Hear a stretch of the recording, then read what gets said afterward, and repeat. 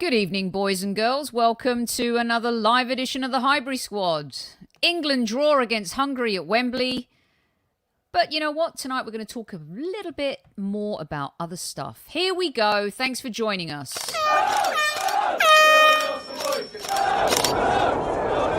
Mind the gap between the train and the platform. Please stand clear of the discussion doors. The next stop is Highbury Squad.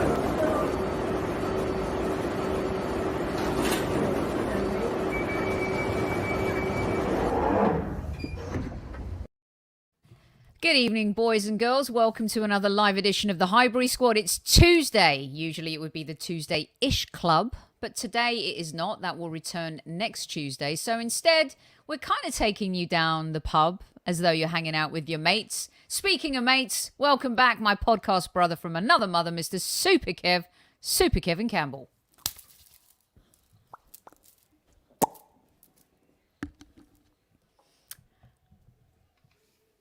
Squaddies, how are you? How are you, Soph? I hope you're all well good. and you're ready for the show at ease. Ease. I've just realised I've left the volume of my TV on. Can you guys hear it? Oh, it's so loud, Soph. Can't hear nothing. Can't hear everything. Okay. Awesome.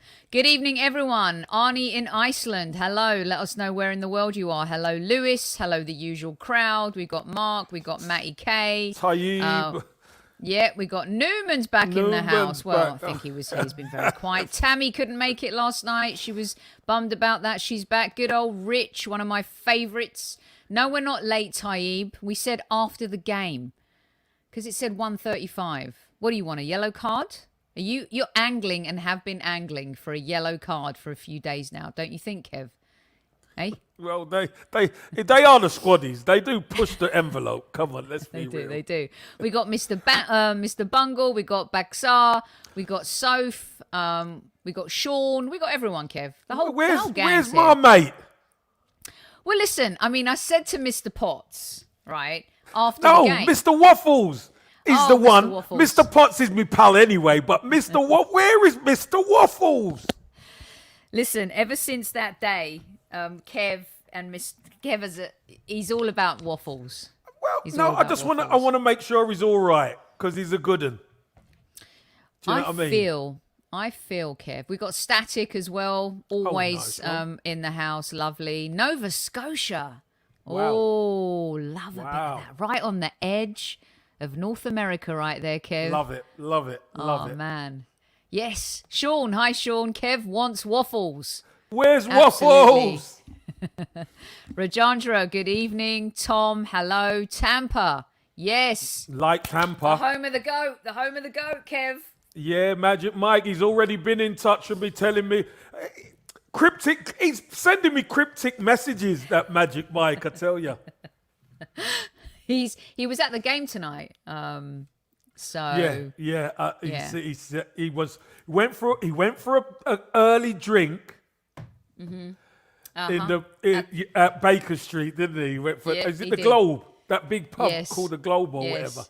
Yes. Hey. Hey, Yes, How are we? Dan. How Nice are one, Dan. we At ease, all? Dan. Love it. Love it. How are you, Dan? Yeah, good, Casey. That was an interesting game of football, so to speak. But, man, what can we say? How are you, Soph? Doing good, babe. Doing good. How are you? How you Yeah. doing? How are you doing? Yeah, well, How I'm you good, doing? and good to be on with both of you. Always love it. So, yeah, looking roll forward to roll it. on the Arsenal game. That's what I say. Oh, roll man, on I don't the like Arsenal this. game. Listen, It's I so love boring. a tournament, but I can't deal with this interlull period. I hate it. I love Yeah. a tournament, I love a World Cup, love a Euros. Otherwise, I'm not too fussed. Give me Arsenal. Bit boring now, isn't it? We're all bored. We're all bored. Oh, I went dark there. You like it light or dark, Dan? You're the guest. You like it dark or do you like it light? I like it dark personally. I'm gonna go for the there we darkness. go. All right, you're the guest. You get to choose Goes the with- background. We'll have it. Goes with me and nighttime. Kev's dress. Do you know what I mean? Nighttime. It's nighttime, so we do the night. Yes, it is the late night show. And how you doing, everyone? I love it. Big love to the samurai and the neck breaker. We got top man Dan. Yep. Oh, yes. thank you, Richard. Thank you, Richard. Everyone welcoming Dan here. There's the potty man. Maybe Matty K knows something about our show. What's all that about? Who's told you, Matty K? Haven't even talked about it yet. And Soph Dan is in the building. Hey, Soph. Kev, you're getting a warning. Don't be cheeky to me tonight.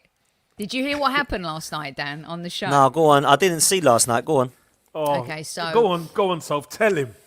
I made a comment, and then when I made another comment, I felt like, that sounds like I might be contradicting myself. So I said, listen, I'm not going to contradict myself. And Kev dropped a bomb and said, and I quote, Kev, what did you say?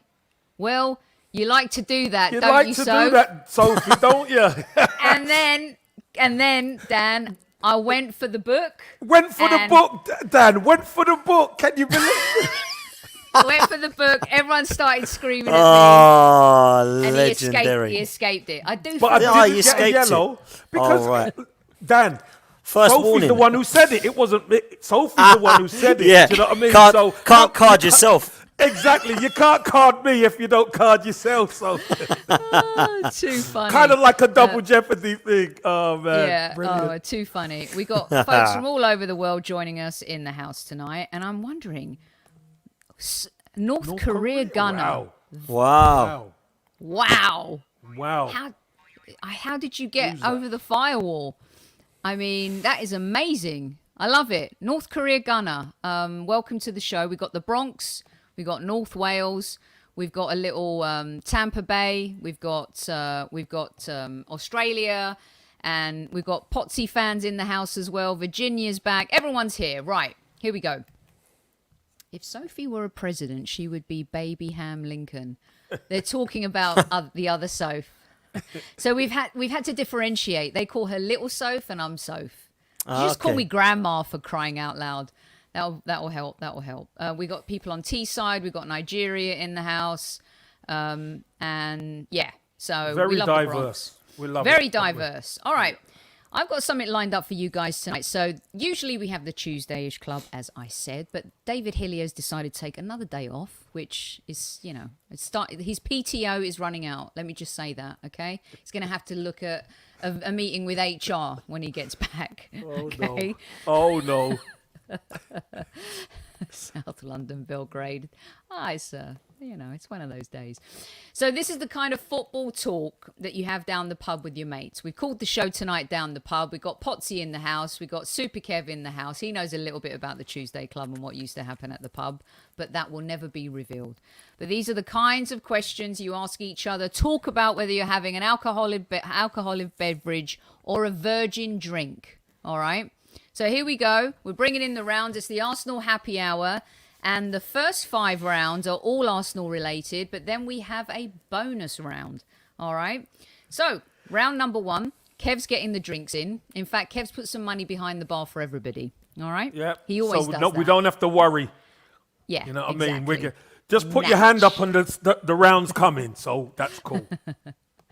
Okay, round number 1. Here we go. I'm going to start off with you, Super Kev. Mm-hmm. Will it be embarrassing if Mikel Arteta and the Arsenal lose to Patrick Vieira and the Eagles this weekend? No, it's a game of football. It's a game of football. Embarrassing is losing to... It's the Premier League, right? Losing to a team that's not in your division, that type of thing. That's the embarrassing stuff. But let's be honest, Crystal Palace have upped their game. Do I expect us to lose? Oh, no. No. Will I be hurt if we lose? You're damn right I'll be upset if we lose. But embarrassed? No. I won't be embarrassed. It's a game of football. And then all you need is one decision to go against you, and that could mess you up. And we know sometimes these things could happen. But the key is how the boys come back. There's a few boys who've scored. On international duty. I'm not going to go there. I'm just saying there's a few boys who have scored, so I'm hoping the team come back and they're together for the home game. All right. So for me, it was highly embarrassing that we lost to Unai Emery twice. Well, we lost once, but we lost the tie in the Europa League semi-final, Dan. For me, I just think that these are the kinds of games you cannot lose, especially losing to a player, whether he's legendary or not, that is managing another team. What's your take on whether or not losing to Crystal Palace this weekend would be a bit embarrassing for Mikel Arteta and the Arsenal? Well, it'll be another record, won't it, for Mikel? He's the DJ, isn't he? He's got more records than I know about. But for me, Patrick Vieira coming to the Emirates and winning, do you know what, Soph? I don't even know if it's embarrassing anymore, because we have lost a lot of games under this manager. So embarrassing losing to Burnley at home and the Wolves at home games from last season, yes, but I don't even know if we can say it's embarrassing. So I'm kind of with Kev on this one, because it wouldn't shock me. It wouldn't be, there's people in the chat saying we cannot lose to Palace at home. We can. Because the way that we're playing, we're not got a given right to be any of these teams, in my opinion. So I don't think it would be embarrassing. It would just be yet another frustrating result under this manager. So I think with Patrick Vieira, I've actually been really impressed, because I remember coming on, I think it was even here, or on our channel, I can't remember, and we were talking about whether Patrick Vieira was going to do a great job. And I tipped Palace to go down this season because of the players they lost. But I've started to see him do really well to start with. And some of the players he's managed to get up for it, I think they've recruited fairly well from what I've seen. So they're not going to be an easy team. So I wouldn't say it would be embarrassing. I just think it would be yet another bit of frustration that a legend has come back and has beaten our manager. I don't put it in the same bracket as the Unai Emery thing, because I won't ever forgive for that. I mean, that's just, you sack a guy, he comes back and then dumps you out the cup. That's not the same thing as losing to Vieira's Palace. But I'm with Kev on this one. It wouldn't be embarrassing. It would be annoying and frustrating, just like it was when we lost to Brentford this season. Exactly the same for me. I would agree with you both. I think it would be a step back when we're taking steps forward. And, you know, a lot of steps forward before the international break. I like this comment from Newman. Yeah, that's class. Kev, he's so naughty. I mean, that's not a yellow Newman. But yeah, no chance. But it's very funny. A bit of humour. That's a bit of humour. That's all right. I love also, Newman, man. He's hilarious. He's hilarious. Seriously, I'm actually, you know, we're not going to do Newman merchandise, but I don't know if you've seen his art, Dan. It's kind of very America's Most Wanted. Let's just leave it at that, shall we? Okay. You probably have to do you a bit, Dan. He'd do you and Lee a piece. I'll always take artwork, you know that. I'll always take artwork behind me. Okay. You said it, Newman. Do your stuff. And by the way, when Dan came in, we just threw him into the frying pan. But this is Dan Potts, the host of Lee Judges TV. And if you haven't checked out Lee's new channel, you should, because it's pretty epic. And they're doing a phenomenal job over there. Mo says Palace is a very good team. If we're not prepared, they'll punch us in the mouth on our pitch. And the truth is, as Kevin said, Vieira has really transformed the way they play football. They've gone from Roy Hodgson conservatism to Patrick Vieira liberalism, if you like, to compare the two. Right. Let's get to round number 2. Why is Thomas Partey scoring on his international break when he can't hit a barn door for I knew this was coming. When he can't hit a barn door for the Arsenal. Aubameyang scored. Emile Smith-Rowe scored. Saka scored. Let me know if I've missed anyone, everyone. They're coming back with confidence. Dan, is it handbrake off time or no? And is this one going to be down to Mikel Arteta? Well, I think it's quite funny, isn't it? Because they come away from this manager and start scoring. And I've been questioning the style. Not so much just the manager himself, more the style or lack of style that I'm seeing. And I think that is restricting some of these forward players, because I think Pepe showed towards the end of the season that he can score goals. Aubameyang's proved throughout his career that he can score, as has Lacazette. And Smith-Rowe and Saka, when they first come into the scene, they were getting in the mix also. But we're not seeing it at the moment, and we don't know why. And when they go away on international break, the three of them score a goal internationally. And and then everyone says it's not the manager. So I find that bizarre. Listen, anyone can score an international goal. I'm kind of it's kind of in jest, but I do think there's something there with this guy. I do think that Mikel Arteta is holding some of our front men back, and I don't think we need to do that now because we've bought pretty much everybody. Behind them is a new signing, aren't they? So I don't know why we're still worried about the back line because there's 6 new players behind him, unless he thinks that he's got it wrong and that he still needs another 6 to buy. I don't really get it. So I think I'd like to see from when the games start again, us being a little bit more expressive and having some flair. And I just think that's the side of the game now that this manager really needs to show us that he can do, because that's what he's being questioned over. As for Thomas Partey, by the way, I mean, I saw him score goals for Atletico Madrid. Now he's scoring them for his international break. And then I don't know if you saw that goal at the shot against Brighton. I mean, I'm sorry. Listen, I was not a bad footballer, but I was certainly not a great one by any means. I would have done much better. I think I would have done better at all the shots so far that guy's taken. He's either at Twickenham or he's passing back to the goalkeeper with his shots. Unbelievable. Listen, I love him though. I do think he's one of our best players, and I stand by it. I think we've got a great player there. But my God, he needs to get his shooting boots on. Maybe he can take the ones he wore from Ghana over to the next game at Arsenal. See if that does him any good. Kev, his free kick was amazing. It was a beauty. Absolute peach. Pick that out of the back of the net. What do you think? Handbrake off. What does this tell you? The players, this is great that they're doing this on international duty. I don't understand what handbrake off on is. Well, Mikel Arteta said... No. To me, that is a nonsense. It's nonsense. I love it. It's absolute nonsense. Handbrake... So, hold on a minute. Let me just ask this question then. So, we talk about the manager stifling the forward players, but Aubameyang scores, Smith-Rowe scores, and Saka scores. How are they being stifled? All we want is them to do their job, Sophie. That's all we want. Now, the fact of the matter is, sometimes it works that way. I played with a player who everybody knows, John Jensen.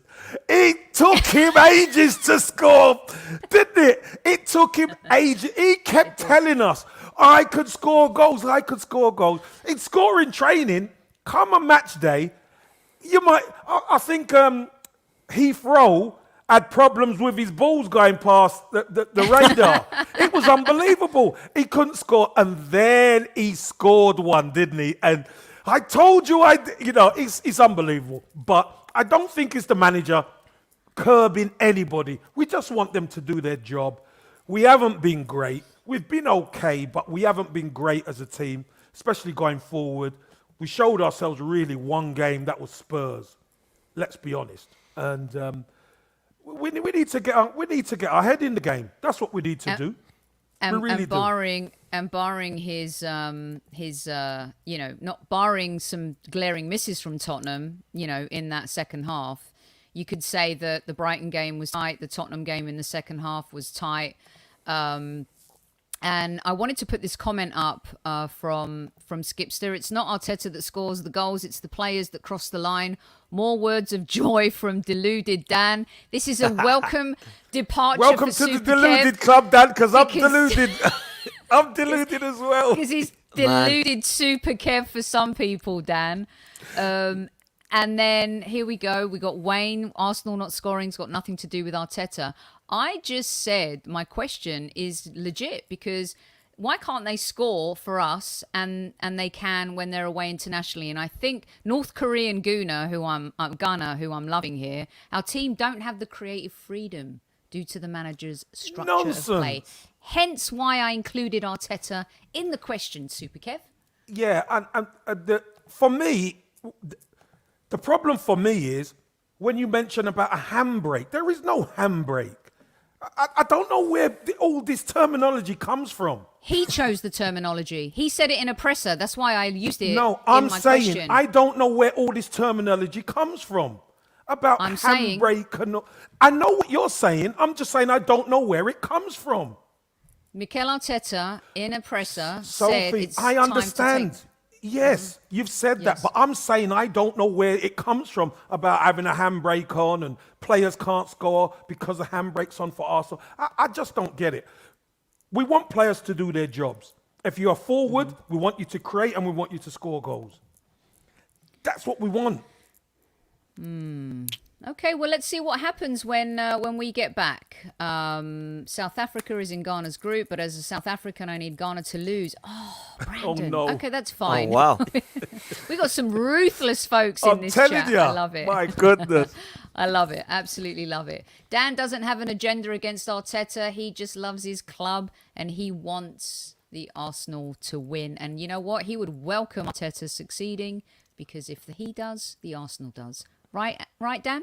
Well said. Love it. Spot on with every word, Let man. me be I your want PR Arsenal to person, win. Dan. Yeah, I don't need to say anything. I can just sit here. It's lovely. All right, here we go. Question number 3, or should I say round number 3. The drinks are still on Super Kev. He's got money behind the bar. You guys will enjoy this one. Other than Harry Kane, does it worry you that Bukayo Saka is hanging out with winners in the England team? Is that a good thing or a bad thing? Super Kev, I'm going to start with you on this one.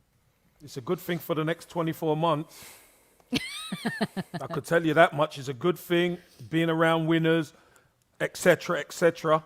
But you know what happens in 24 months. He'll have it will be down to 2 years. It will be down to 2 years, his contract probably.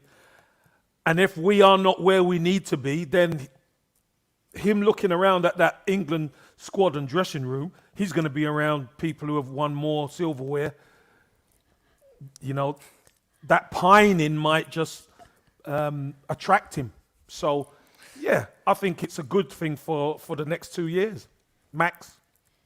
All right, Dan, what do you think? It worries me that he's hanging out with the likes of, John Stones and Kyle Walker, and now Jack Grealish is at City, and he and Jack have a great relationship. And, if we don't build a team around him and Emile Smith-Rowe, it's worrying. The next 2 years are critical in order to keep him and build around him so we can challenge and be competitive to win the Premier League more than anything. What's your take on Bukayo hanging out with some perennial winners in the England squad?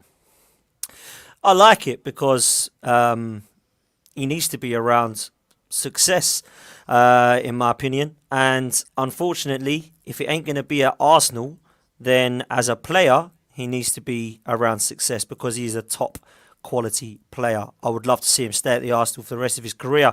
However, I don't believe that if we are going to be staying where we are as a kind of club at this period of time, he's going to want to move, Soph. He's going to want to move because he wants to be looking at where we are at, just like Fabregas, Van Persie, Sanchez, Ramsey, the list goes on. This isn't really any different. I mean, people like to think that we're in this regime and now we're trusting a process, but all we're doing is just looking at another generation of players, aren't we? We had the Fabregases and Van Persies, the Wilsheres and Ramseys, and now we've got the Sakas and Smith-Rowes. Nothing's changed. We're still not winning the league. So they're going to get to a stage and think, where are they going as a football club? But I've been told by my manager that everybody seems to love that we're winning the Champions League in 2 years. So he's going to sign a long-term deal. So it's all good. But Newcastle might have something to say about that, saying that. Newcastle might have something to say about it. That's all I'm saying. But the only thing I will say to end on it is, on a positive, I know or seem to know for a fact that Saka and Smith-Rowe love the club. So that always will have more of a say. Because Fabregas loves Arsenal, but he wasn't a Hairlem boy, was he? Yeah, Neither was the Van Persies. They're not gooners like these kids. Yeah. So that, and you'll know more than me, Kev, that means a hell of a lot to these lads. So, Saka and Smith-Rowe playing for club and country, and Smith-Rowe, I'm sure, won't be long behind until he plays for club and country. I think we're going to look at that and see that they do want to be at the Arsenal long term. But we need to move forward and progress. Otherwise, it's going to be difficult for us to keep not just Saka and Smith-Rowe, a lot of the top players. Yeah, And I agree. by the way, Soph, don't forget, Saka's won more than Grealish. Saka's won more than Kane. Already. He's won an FA. Yeah, he's won an FA Cup. But I mentioned Grealish is in a winning mentality club right now, but right? As it stands, Saka's more decorated than those two. Okay, So that's fair. That's why fair. for 2 years I don't mind. 2 Okay, years only. I hear you. I did start out by saying Harry Kane. Why would I get a yellow card? He's won nothing. So that's actually, I should be lauded for that. I should get an award. I should get Podcaster of the Month award. And then I can pose with Dan and Kev and everyone. Just like Mikel. Well, I won the Deluded Award tonight, and that's more than Harry did. Kane's ever won. You definitely I'll take won. that. Harry Kane's I never win won it that. every week, so that's all right. Dan. You can have it this week. I'm catching you up, Kev. That's what it is. Yeah, you're catching me, mate. Also, the Jack Grealish has won nothing thing. The point is he's in a different environment now, and that changes everything. And we don't want Saka to be in a different environment. And someone wrote where is it? Grealish, Foden, Mount, and Stones. Most of them haven't won anything. Mount has won 2 European trophies. Stones has won the Premier League a couple of times now. Phil Foden has won the Premier League. Kyle Walker has won the Premier League. You've got Mason Greenwood, who's going to be part of that. He's won, or I should say, 4 League Marcus Cups. Rashford. He's injured Foden, now. 4 League Cups. Marcus Rashford has won the Europa League and the League Cup. So I'm sorry, there are some winners in this England team, and that's something to consider. Okay, round number 4 of the Arsenal happy hour of the show. I've asked this question before, and I will continue to ask it because I find it fascinating and interesting.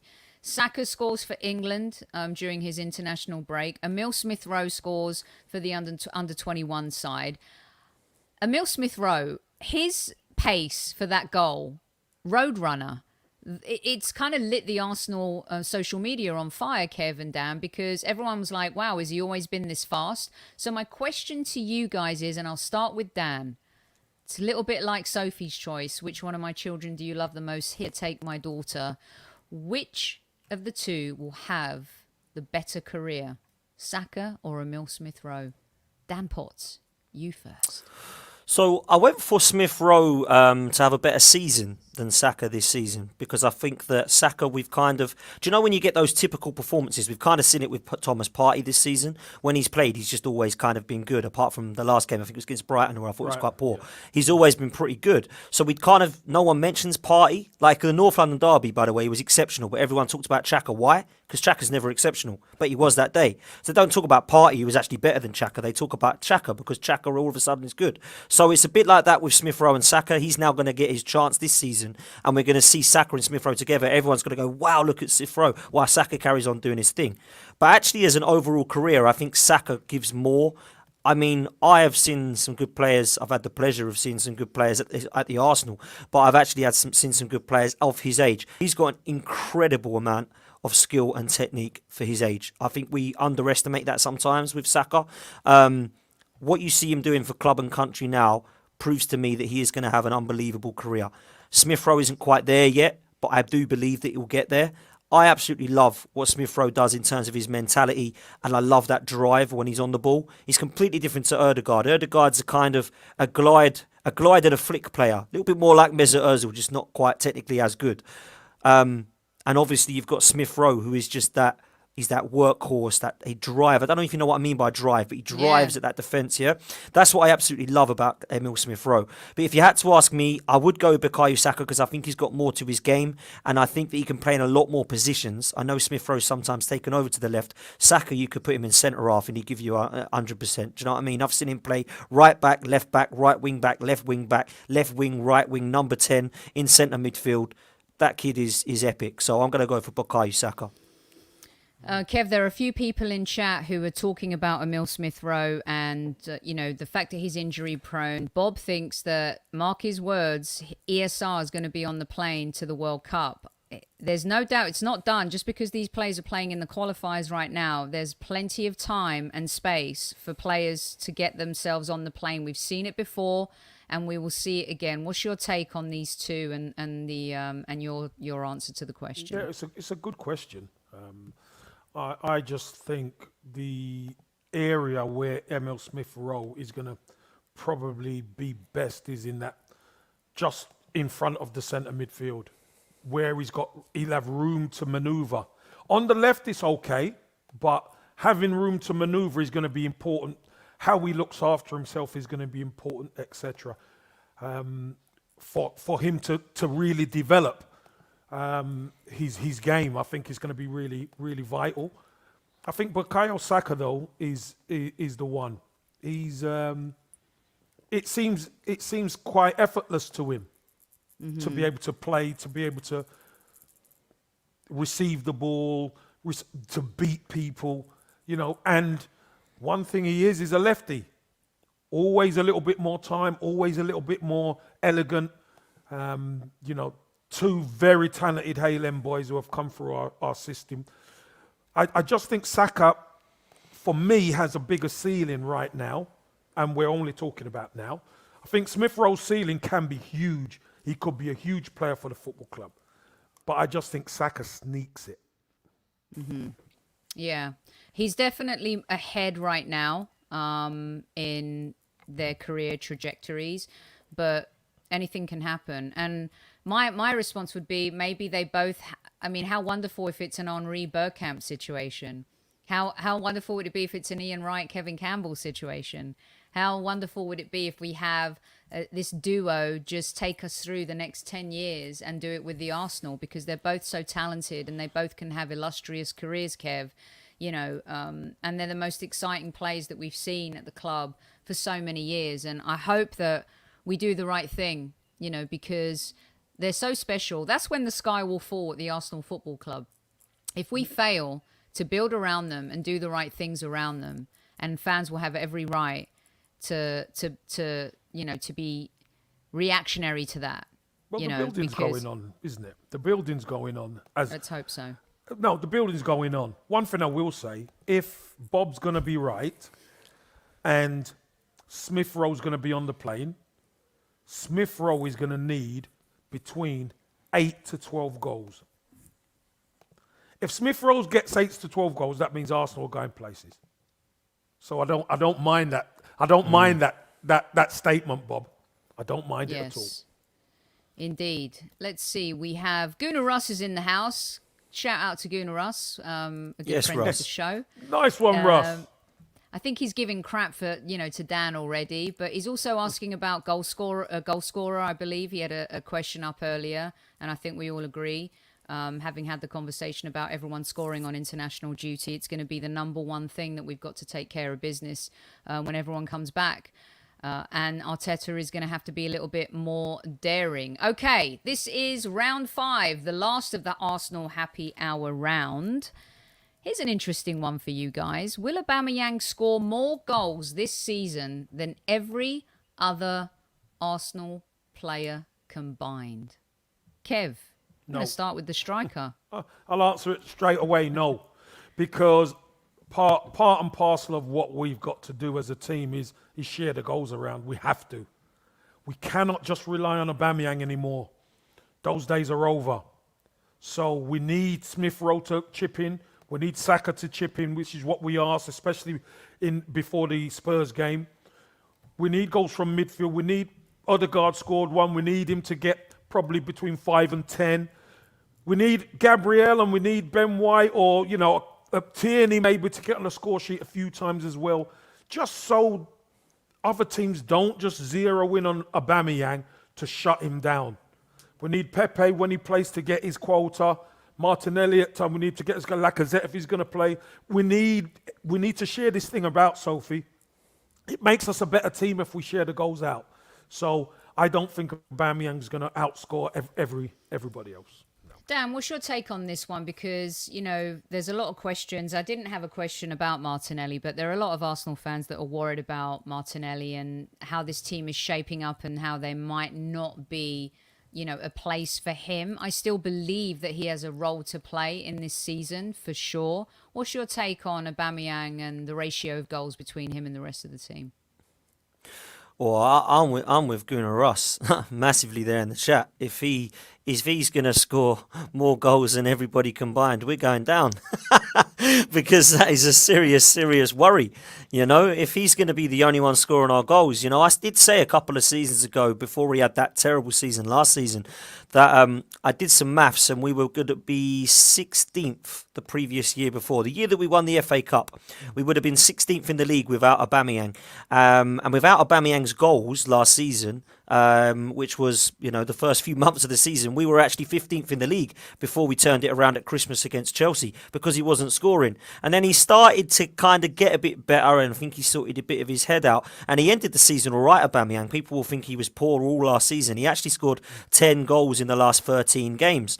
And luckily, Pepe was getting in on the score sheet. Now, I'm with KC. I think the guys need to start scoring. I need to see more goals from everybody in that front four. I'm including Martin Ødegaard, Smith Rowe, Saka, Pepe, and of course Aubameyang. And when Lacazette does come on, he needs to be given. I'll come on to Martinelli in a sec because I think it's important. But Martin Ødegaard worries me a bit because he doesn't get into the box.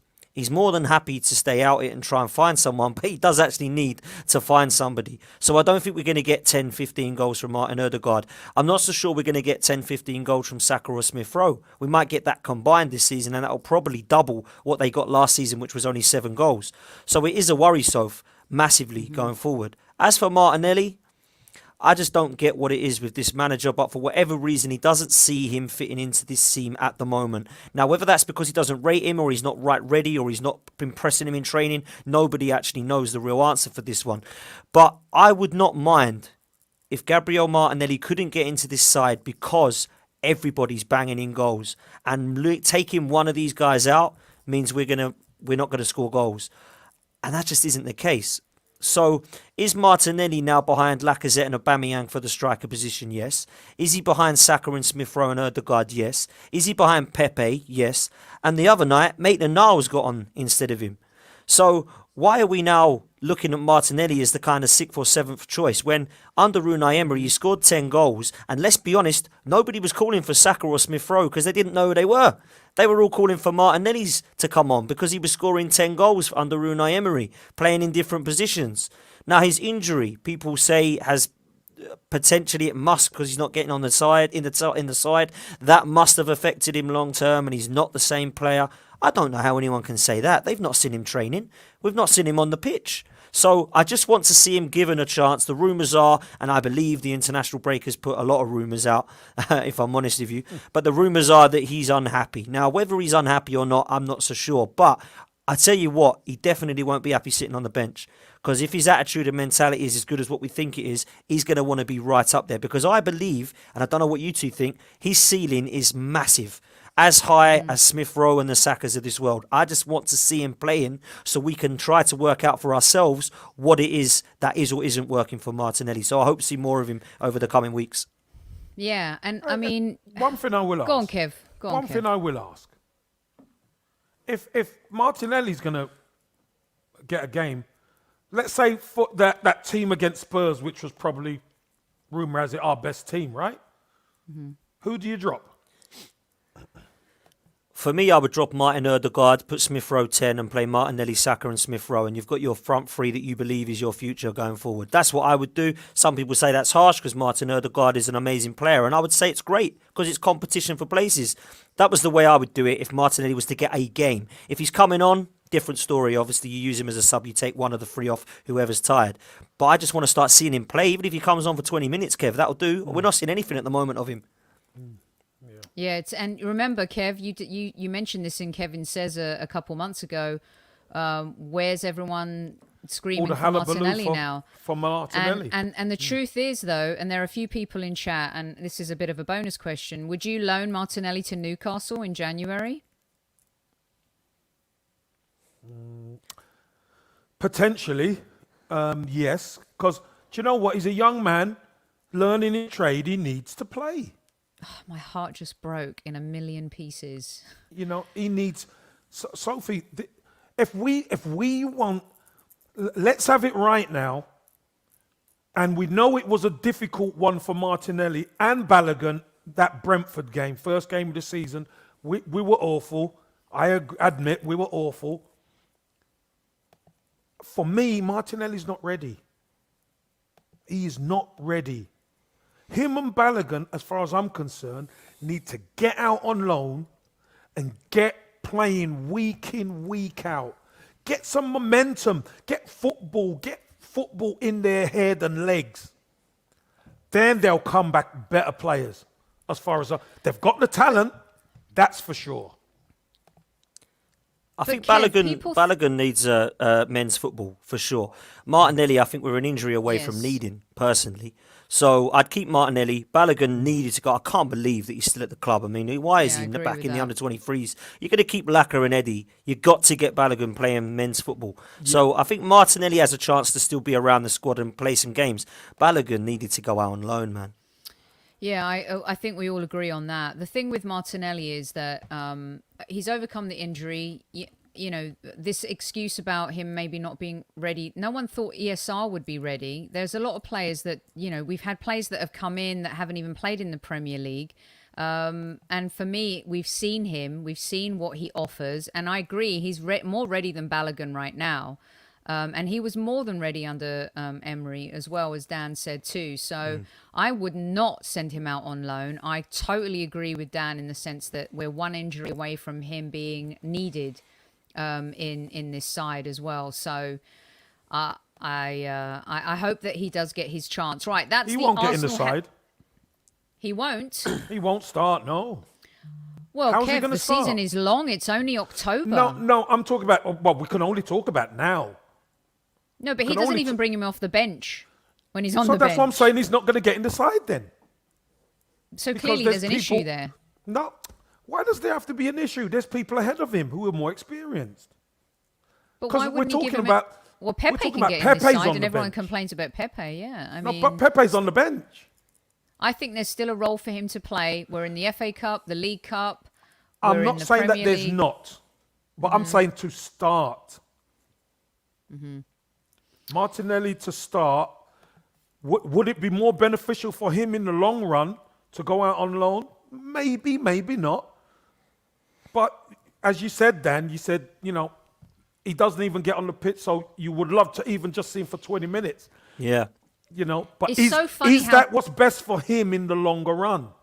Kev, it's so funny how people were talking about Martinelli last season, and now people Yeah. are questioning whether or not he can even Yeah. be in this team just because we've gone and bought like 5 or 6 players. I find my mind just like is blown. It's madness. It's a madness. I wish I had that drop the magic mic soundbite from the show the other But day. you know, he's like, I don't think any of us question his talent. He's got the talent.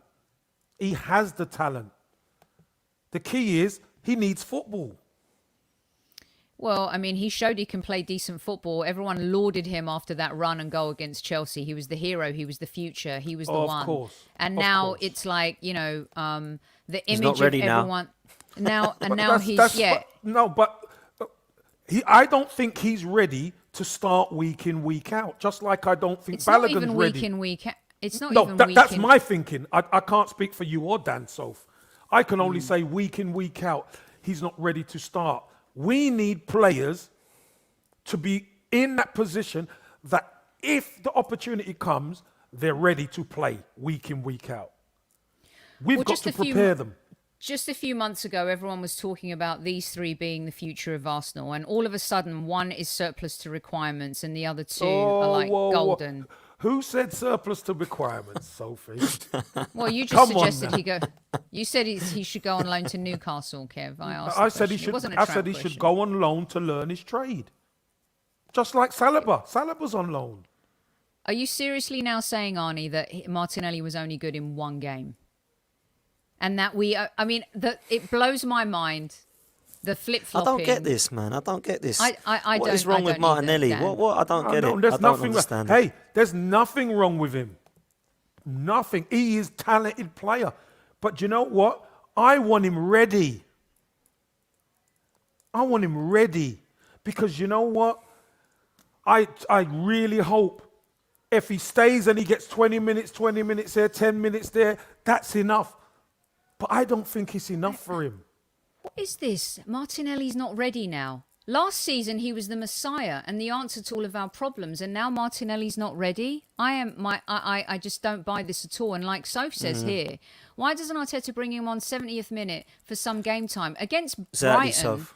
You know, why wasn't he given a chance? We couldn't get a goal. We didn't have pace up front. We didn't have any ingenuity. He's the type of player that can turn a game on its head on his own. And all of a sudden, Martinelli's not good enough. Then Gadalavenno, as we say in Greek. It's like, I just don't understand. Martinelli does not need to go on loan. Balogun needs to go on loan. Aziz needs to go on loan. Maybe Patino needs to go on loan. Martinelli does not need to go on loan, in my opinion. Holy crap, we're going to have to do an entire show on this. Right. Let's bring in the next round. We're going to put Dan's credit card behind the bar now. Woo, be careful, get your drinks in. Diet Cokes and lemon sodas all round. This is the imported round. Therefore, some subjects are Arsenal related and others are not. We've got 3 more to get you guys out of here. What's the Ballon d'Or become about? This is a very curious award now for me, Kev and Dan. It doesn't see. Is it about the best player in the world, or is it about the player who played the best and won trophies? Lewandowski should have won it, but they cancelled it last season due to the pandemic. He's the man. Benzema has been sensational and continues to be disrespected, in my opinion. You've got Jorginho and Chiellini, who won it all. Chiellini, of course, also won the Euros with his country. And then you've got the 2 GOATs, of course, Messi and Ronaldo. Kev, what is the Ballon d'Or now, and what has it become, or what is it to you? What do you think? It's a game show as far as I'm concerned. It's anybody who wants to put their favourite player or a player they think is up there, they're putting him in the frame. But here's the thing, you see, Sophie. This Ballon d'Or was always really between 2 of the giants. Messi and Ronaldo, wasn't it? For so long. You know, you got a few other players come in and put their front foot forward, but we haven't seen so many players now who's got a shout. I thought Lewandowski has been sensational, but because of COVID, he's missed his opportunity. Is that fair? That's madness. You know, that's absolute crazy. And Kev, the key with Lewandowski, Dan, as well, is he broke Gerd Muller's record. Do people even know what that means in today's football landscape? For me, I just think that is an incredible achievement, and it would almost be a default, but at the same time, you can't ignore Jorginho's not the best player in the world. I'm sorry. He was a really good player for this Chelsea team and his country. How do you see it, Dan? I'm with both of you. I've never quite understood it, if I'm honest with you. The year that Nedved won it instead of Thierry Henry, I just decided that I don't really care who wins this every year now. So it was always the one that everyone talked about. Let's be honest, it's a popularity contest, isn't it, really? If it isn't Messi or Ronaldo, then it's just pick a card, any card. Oh, he's won it this year. Doesn't really matter.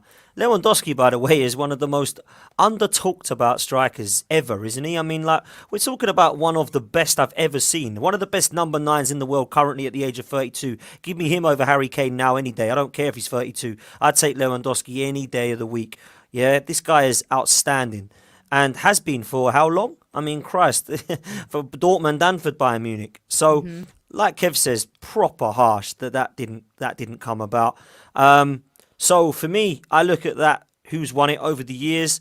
Ronaldo and Messi, for me, 2 of the best players, or probably the 2 best players ever. And you can have a debate all day about who's better than them. For me, it's always been Messi. A lot of people will say, no, it's Ronaldo. Completely, I agree with both. I don't know how you can pick that between those 2. If it's not those 2, though, I don't think anybody actually cares who wins it. I really don't.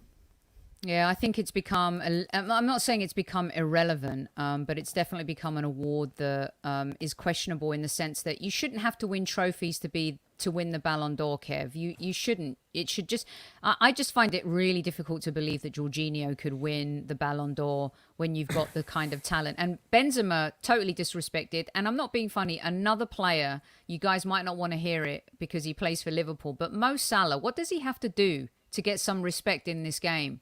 The dude is unbelievable. I agree with that. He's been incredible. Mo Salah's been incredible. And you know, people talk about there's an issue at Liverpool right now with Mo Salah and his contract. Mo Salah has outplayed that contract by so far. Liverpool, it shouldn't even be a question. Just pay the man. Pay him. But you know what? I think they're going to lose him. If they don't pay him, they're going to lose him. Newcastle. And, well, whatever. The thing is, there would be clubs lining up to pay Mo Salah what he is worth. Yes. And Liverpool are stalling. I just don't get it. Yes. No, I completely agree with you. Right, we're being asked to bring out this guy, Kev. Everyone wants Vinny. How many in chat? There's 320, Kev, on this late Tuesday evening. I want 200. Come on, people. Hit it, edit, touch it, nose it, anything. Just hit it if you ain't that lot down the road. Come on. And if you don't? You're getting your neck broke. Come on now. Right, exactly. Okay, here we go. Just a few more minutes left. The imported beer round. This one is in honour of Gianni Judges, who couldn't be with us tonight because he is recording. But it's the half pint order question, okay? Oh, God. Seeing as... What's that, the half pint order? Oh, for God's sake, Dan, we're finished. The half pints, Jesus. Half pint, oh, God. Oh, my God, absolutely love it. Okay, here we go. Seeing as we're on the question of the Ballon d'Or. Which English player is most likely to win the Ballon d'Or in the future? Is it Phil Foden, Bukayo Saka, Mason Mount, Jude Bellingham, or Mason Greenwood? I haven't put Jack Grealish in there because I actually don't think he has... He's a great player, but I'm not sure he has the X factor some of these other players I've mentioned, and you guys can correct me on that. Dan, I'm going to kick this one off with you. Kind of a fun one. Easy for me, Phil Foden. This kid is ridiculously good. And do you know when you see a kid and you think he's going to be special? I've done that with many, to be honest. I think everybody has. Some we've got really badly wrong. Some have gone on to have great careers. I remember seeing Wayne Rooney, and Kev will back me up here because he got to play with him. But I remember seeing Wayne Rooney, and I was only about 12 or 13 years old myself. And I remember him coming on, and I was at high school, and everybody said, anyone see Rooney at the weekend? Anyone see that Rooney kid at the weekend? And I remember that time thinking, yeah, we're going to see someone who's going to be outstanding. And from what I'm told, everybody did that with Gaza. And I have not seen anybody that's done it since until the last couple of seasons. I think this kid is ridiculously good to be at this level. And let's not forget, with those players, and people will sit there, and I don't know if you agree or disagree with this, Kev, but when people say, oh yeah, but he's in a great team around him, I don't care. This kid is unreal on the ball. I don't know what people are watching and, what he's doing for people to say, well, I think anybody could do that in that team, I'm just not buying it. I'm not having any of that. This kid is sensational. I saw Liverpool and Man City a couple of weeks ago. He got a joint man of the match, which I think is crazy, by the way. Him and Salah. That kid was unreal, mate. It was an absolute joy to watch that game of football. But for me, Phil Foden, I love all the others. I think all the others are going to have amazing careers, including Saka, Greenwood, and Mount, etc. But for me, 100% Phil Foden. I think he's going to be not just special, but outstanding. Like one of the best we've seen in this country. I really do. Kev, I think I agree with Dan. Foden has that Gaza-esque vibe to him. I mean, he could... You can never compare anyone to Messi, or you can never compare anyone in that regard. But he's so special. The way he sees and reads the game. I was very privileged to see Manchester City train here about 3 years ago, and I sat and watched the training, and I saw the De Bruynes and the Agueros and the Silvers of the world, and even the manager salivate over him in training. And you've been there with great players, Kev, in your career. I couldn't believe what I was seeing. His touch. I know it was training in LA, but when you see his teammates in training, he's very special. He's very special. And I'll add to what you say and what Dan said. When you're playing with world-class players, you can't be crap. Your level has to be with them, or else 100%. you will not be there. I've known, through personal experience, I've seen Phil Foden since he was 6 years old. And from that big. Do you know what I mean? He always had the balance, always had a wonderful touch, always had an eye for a pass. It was just his size. It was always just his size. He was, he was small. But over time, and you have to say Man City have done a fantastic job with him. And many people said, I was one of them who said he needs to get out on loan. But they didn't. But they didn't. Mm-hmm. They kept him in the building. And at times he weren't even playing. He was just training and learning. And then when they get him and put him in the team, look at him. He makes it look effortless. He does. Mm-hmm. He really does. And he can play wide. He can play off the front. He can play that holding midfield role. We saw it against Andorra. And I know Andorra ain't the greatest, but you start to see his passing range against Andorra where he can cut you open. He's an incredible young player. And I think he's the one that, is going to be probably the shining light to try and win a Ballon d'Or. It's Definitely. like when you watch a movie and you see, Meryl Streep and another actress, or you see like Daniel Day-Lewis and another actor. I mean, he's just... But one thing I will say... The X Factor. Sophie, one thing I will say, you can't compare him with Rooney. You think... No chance. Well, you schooled Rooney a little. Tell us why. No. I'm telling you, at 14, I saw Rooney. I played with Rooney at 14. Yep. He went into Manchester United at 17. Took them to another level. That don't happen, Soph. Why doesn't Rooney get the... Do you think it's because of his personal life and his problems, Kev, that he's a little bit disrespected in terms of... Yeah, I never understand that. I don't understand it at all. I do. I just think he's not, he's a great player. He's a great player.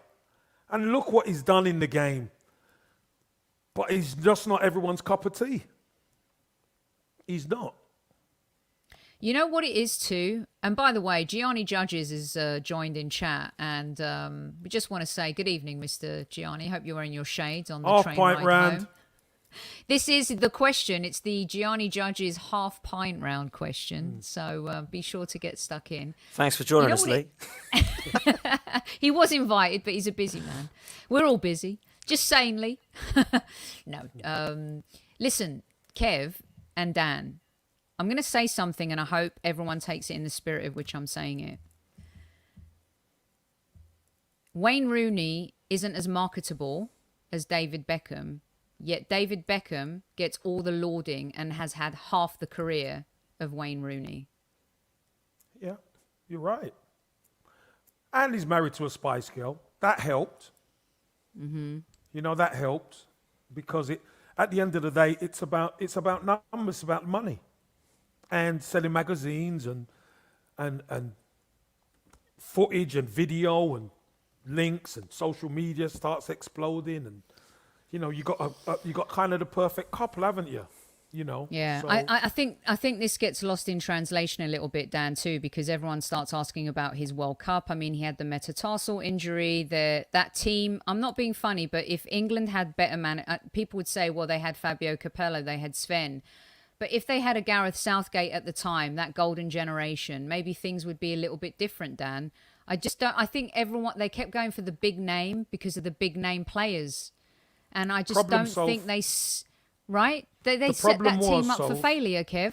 But the problem inside the camp was there was too many factions who didn't really get on. The Man United players and the Liverpool players and these players, they weren't together like the squad is now. They weren't that group. Do you know what I mean? They played together, but they weren't. Everyone wasn't bought in. It's sad. Also, there was a hierarchy. Back then, which doesn't exist now, and I think that was a problem too. Okay, here we go. This is the last one of the round. It's the half a lager shandy question, ladies and gentlemen, and we're going to end on a fun one. 320 of you in live chat. Please hit that like button if you've enjoyed the show this evening. We've bought you drinks all night long. Super Kev has spent the most money. Dan's bought you some orange juice and a half a lager shandy here. Who would love to see Newcastle United relegated this season before that journey everyone keeps going crazy about right now? They're going to do this, they're going to do that, they're going to win this and win that. Dan, I'll start with you. See, I take a little bit of a different look and perspective at this one, because I don't really... Listen, I'm jealous, personally. I am jealous because I want a new ownership with a lot of money, and they've got ambition. You can tell straight away that from what they're saying, they want these guys to go to the top. But I kind of accept it because I don't really mind Newcastle.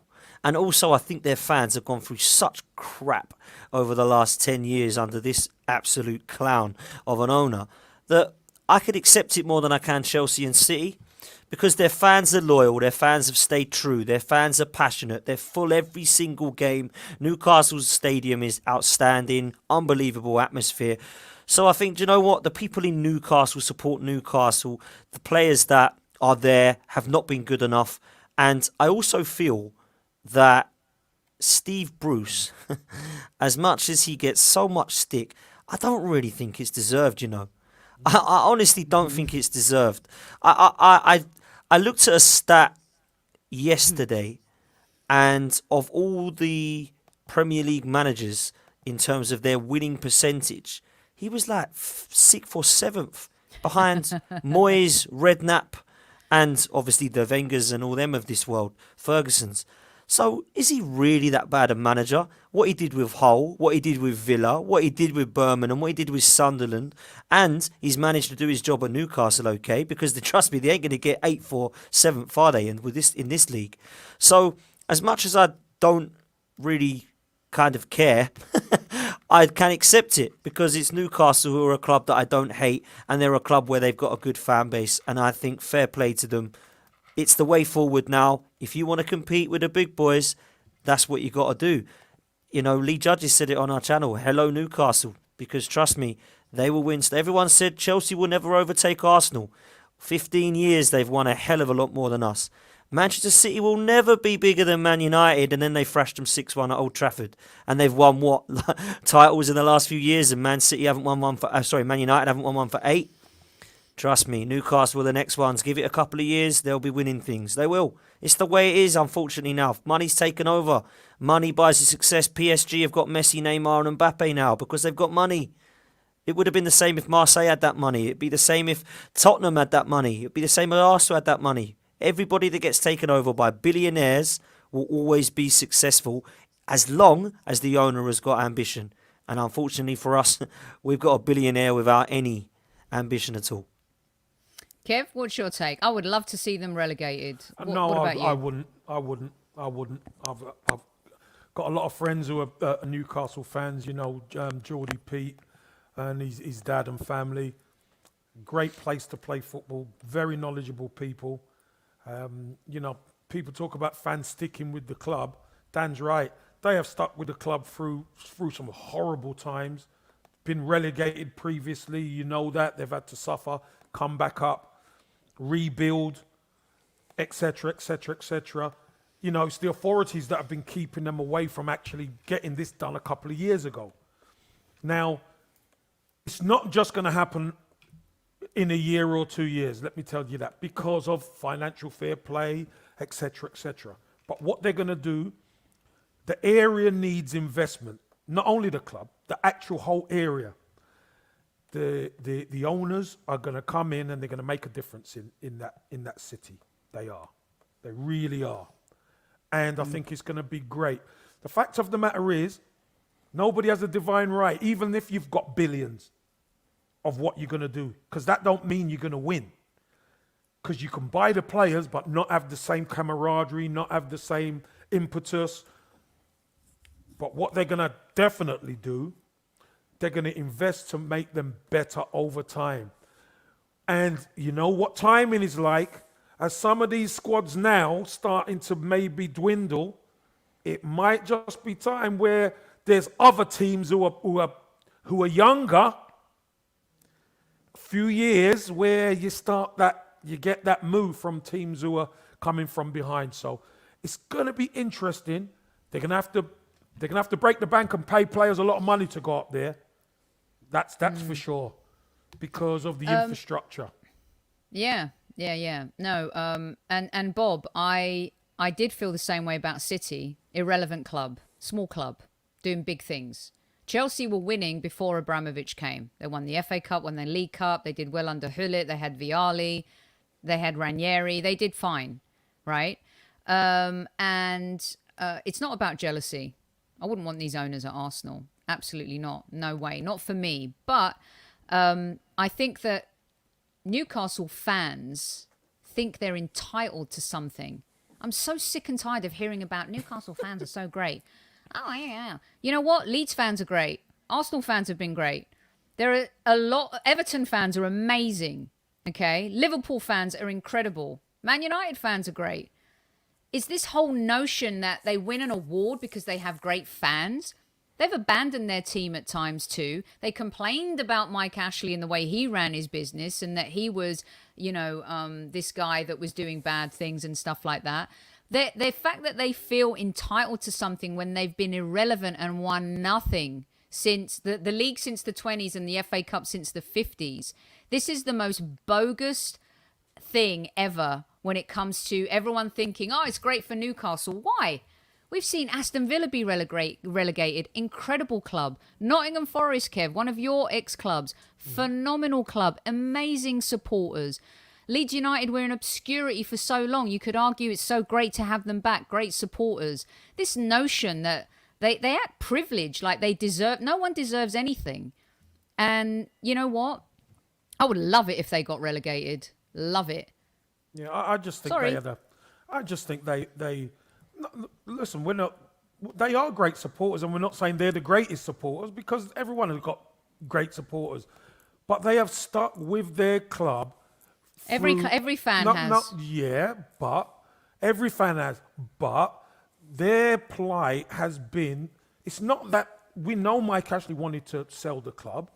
He had people who wanted to buy it, but it was the authorities that were stopping them selling it. It's not about that. It's about the fans and what they think they're entitled to. It's about everything. I think the fans are just relief, though, Soph. Do you know what I mean? Because they were so desperate. Everything. I mean, who's not desperate? Norwich fans would love more. Arsenal fans would love more. I'm sorry. This is the fact that Newcastle were put on this pedestal, and they are the most irrelevant club since the Entertainers. Completely irrelevant. They've got a uniform that is like referees, by the way, in American sports, but that's just a little side jab. They are completely overblown as a club. Now they're going to be, and people sit there talking, Newcastle are a big club. No, they have good fans. They're not a big club. A big club is Man United, is Liverpool, is Bayern Munich, is Juventus, is Barcelona, is Real Madrid. Newcastle are a big club, Soph.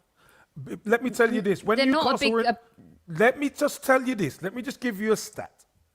When Newcastle were in the Championship, they were the 20th biggest club in the world. In the Championship. Don't tell me that they're not a big club, Soph. They are a big club. They're a big club, Soph. They've got great support. Everton are a big club, Kev. Yeah, Everton are a big club. Yeah, but you need that to be a big club, Soph. If it was Everton, Soph, would you be the same, yeah? No, because Everton have won. Everton are a proven... They're a legendary Everton club. have got the billionaire now. Okay, maybe Everton's a bad example. So what I'm saying is, what is the hate with Newcastle? I'm not a hater. Oh, okay. I just think don't know. I'm just saying, I don't know. I just think that... I think Sunderland are as big as Newcastle. Sunderland, unfortunately, haven't done the right business like Newcastle. I just think that Newcastle act a certain way where they're entitled to something, and everyone's like, they're poor fans. What about Sunderland's fans? What I mean, that's fair comments. I didn't expect it. I didn't think you were going to go in. So, fair play, fair play. No, it's fair play. You've backed it up. That's all I care about. I didn't expect that. So yeah, no. to B, Leeds, Newcastle are not bigger clubs than Everton. Come on. Oh, come on, man. My mind's blown now. Come on, really? To be, you need a history lesson. You need a history lesson. 52,000 fans a week. That's a yes. wind-up, surely. Okay, but also 52,000 fans that also abandoned their club at times. All right, and their owner certainly did not do them any favors. But look at their financials. Look at what the Saudis are inheriting. Tell them, Kev. Mike Ashley has handed over a debt-free business. So don't you tell me about that and Mike Ashley. He just didn't invest as much as they wanted. So anyway, this conversation can go on and on and on. But that's it. Pub's closed. Last order's done. That's it. They've already rang the bell.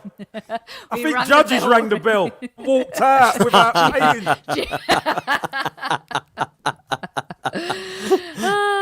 He was just about to get the half pints in as well, but the bell went. Oh, my Amazing. God.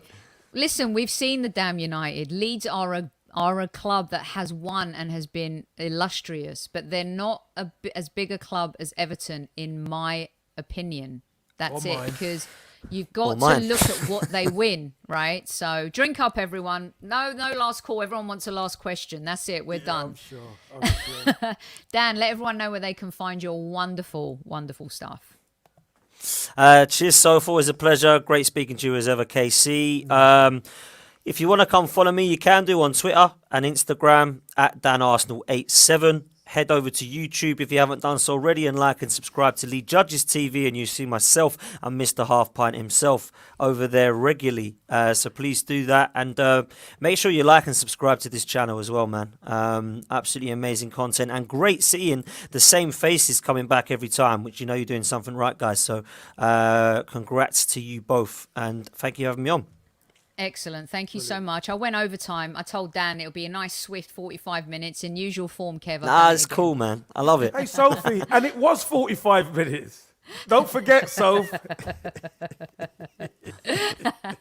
I love that. Over to you, Kev. We'll be back tomorrow night. We've got Jeff Cameron on the show tomorrow night. You won't want to miss that. If you want to give an ex-Stoke player some crap, then tune in and watch us. Give him some ish. Give him some shit. Listen, Dan, thanks for coming on, Dapper Dan. I always love linking up with you, mate. And, you always give the salute to the squaddies, which is fine. Sophie, hostess with the mostest, batter in the Toon Army. I tell you what, they'll come for you, girl. They'll come for you. I know, I'm so But it's scared. all good. Listen, it's a game of opinions, as we know. And you squaddies, as always, coming back, joining us. And you know what? We're going to see you guys tomorrow. Thanks for joining us. And I will salute you, squaddies. At ease, everybody. Good night.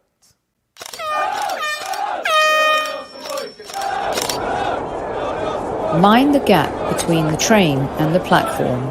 Please stand clear of the discussion doors. The next stop is Highbury Squad.